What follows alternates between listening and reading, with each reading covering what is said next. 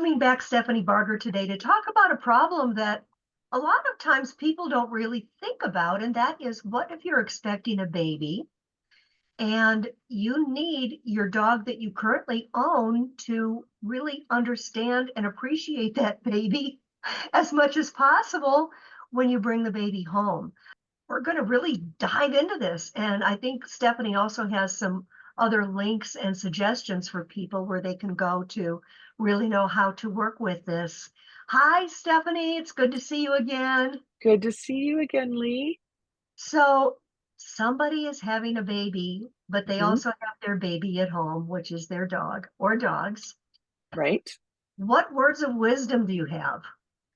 Well, I think the first thing that I want to say is that you should never leave your children, baby, toddlers, young kids, alone with your dog unsupervised. I'm not exactly sure of the statistic, but it's somewhere around 80% of children that get bit by the family dog, because that's where the teeth are. They're very level. So you want to make sure that you are definitely monitoring any interactions that your dog have with your kids, babies or otherwise. Other than that, I would start introducing to your dog to children and babies well before the due date. So hopefully you have some people in your life that have children, and you can start practicing with your dog about how to behave around kids, how to interact with kids. There is a great organization called Kids Around Dogs. They have both a Facebook page and a website, which I believe you're going to put in your notes. They have some wonderful resources for helping not only your dog get comfortable with the kids, but the vice versa, and teaching kids safe ways to be around the dog and interact with the dog. I think it's a shame that there's so many things out there on the social media of kids and dogs engaging in ways that when I look at them, I see a bite waiting to happen because the dogs are clearly uncomfortable. Again, there's that body language. We have to be paying attention to our dog's body language because they are very politely saying, I'm really not comfortable with this. And you want to catch it before they feel like they need to take it into their own hands and deal with the situation. So you can start by introducing them to small people in various stages. Also playing normal baby sounds, like, the different ways a baby might cry, some of the gurgling noises that they make. You can go ahead and start playing those noises just so that they start getting comfortable with that. It doesn't have to be a professional recording. It just needs to be able to get as close as possible to those sounds that the dog is going to be experiencing. Very good. And then I'd also be figuring out ahead of time where those boundaries are going to be. What are the baby areas that you don't want the dog in without your presence? So that might be where the crib is. It might be now your bedroom or a part of your bedroom if your dogs sleep with you. And baby's going to be in the same room for the first few months just to make things easier. You may have to set up different boundaries. Playpens, playrooms, that kind of thing. You might want to just start teaching the dog that you don't go in there unless you've been asked. If I'm bringing my baby home for the first time, how do I introduce baby to dog and vice versa? Yeah, first of all, don't do it by yourself. Okay, hopefully you will have at least one person with you. Okay. And I personally would at least have a leash on the dog if you're not holding it. If you're holding it, you want to make sure that there's no tension in it. It's got to be nice and loose. Everybody's thing is, oh, well, I want to be able to get the dog back quickly if I have to, but that tension is going to cause conflict, and the dog is actually going to be pushing forward more to counteract the pressure of the leash. So if it's in your hand, you want to make sure it's nice and loose. You want to have like a nice J shape in the leash. But this is mainly for if you need to, you can get the dog away. So you want to either have it dangling off or loosely on the dog so that you can get them away if you need to. And then one person is responsible for watching the dog and how the dog is doing with this whole situation. The other person is responsible for managing the baby. So do you suggest that someone is the person responsible for managing the baby is holding the baby while the dog Yes. investigates, not Yes. putting a car carrier on the floor and just letting the dog run over there? That would not be where I start. I would Okay. start where you actually have the ability to move the baby out of the way. So that would be my suggestion, is that it's not in a car carrier on the floor and you're next to it, but you're actually holding the baby.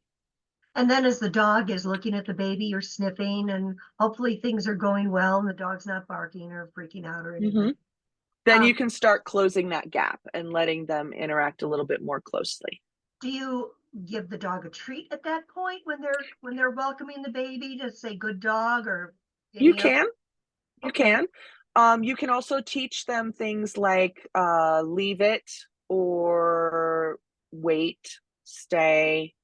Gentle is a really good one, or easy. So And those are things that you can start introducing before baby comes home. what is the way to teach gentle? What you want to do is pick a situation where the dog's behavior is not gentle. And then you can, for example, some dogs take treats really, really roughly at first, right? Because they just want to get it in their mouth. That's an easy way to teach gentle. So you offer the treat, and then if they're coming at you like a shark, you pull the treat back and you say gentle, and then you offer it again. Okay. And if they take it gentler, remember, we're looking at increments here. We're not looking all of a sudden, they're just daintily going to take the treat from your hand. Probably not, but you just want them to be gentler. And then once they're consistently gentler, then you can ask for gentle again, and they get gentler and gentler and gentler. And that works. I have done that. And Mm-hmm. it really does work. I have to reinforce it a lot because as time goes by, sometimes they get excited and they want to grab those treats again.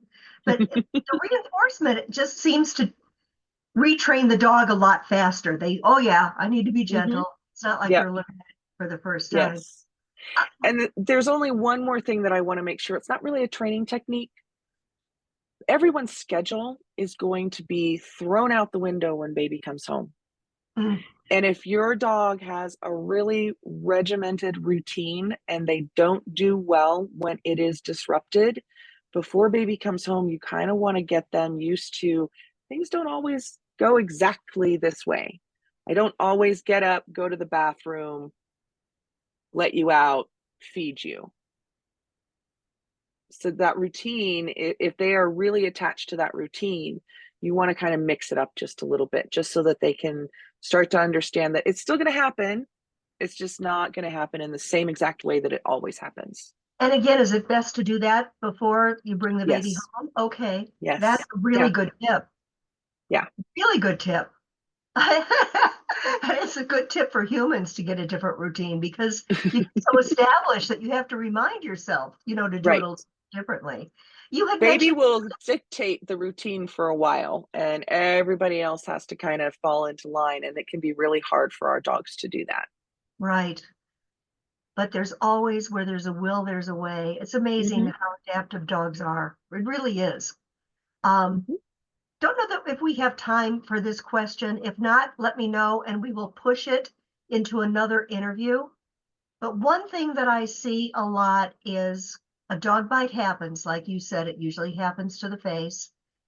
It's not really the dog's fault. They had the body language warnings. They were put in a situation where they felt maybe threatened and they acted appropriately for a dog. Mm-hmm. At what point does a person have to say, okay, this is not good, we're getting rid of this dog? I so often see that bite mistake happens once and it's not even that serious. No one's lost anything. But man, we're getting rid of that dog because that dog is not a good dog. They bit my child, even though the dog is just being a dog. it is a very difficult decision, and it's something that every family needs to make on their own. They have to decide whether or not they can manage both the kids and the dog. It's unfortunate. Some people are really good at it and they recognize, oh, we shouldn't have done that. They're teaching their kids better interactions with the dog. That also helps. Unfortunately, there are situations where that's not being done. And unfortunately, our dogs suffer for that. And we suffer for that too, as the people making the decision, because it's not an easy decision. They love their dogs, but they also have to think of the safety of their children. Right, right. Thank you for that. I hope that wasn't too much of a downer to end this interview on. But I think that you as know, if you're watching your dog's body language and you're being proactive, I grew up with a dog. I never got bit by my dog. My parents taught me how to interact with my dog. I was very respectful of my dog. When I was too young to know better, I was monitored. So there, it's possible to do. yes, absolutely. And the dog can be happy and the baby can be happy and the parents can be Mhm. happy and oh, wouldn't it be a wonderful world? Some of my favorite memories are growing up with my dog. You know, it Yeah, was very enriching. It was very enriching for me. absolutely. And for so many kids and for so many adults that look back and have that memory. So it's Yes, definitely worth taking the time if you're bringing a new baby home to do all of the stuff. Definitely worth it. yes, it People is. can always contact you by the information will be below if they have more questions or concerns. Perfect. Thank Thank you. you, Stephanie. Bye-bye. Bye.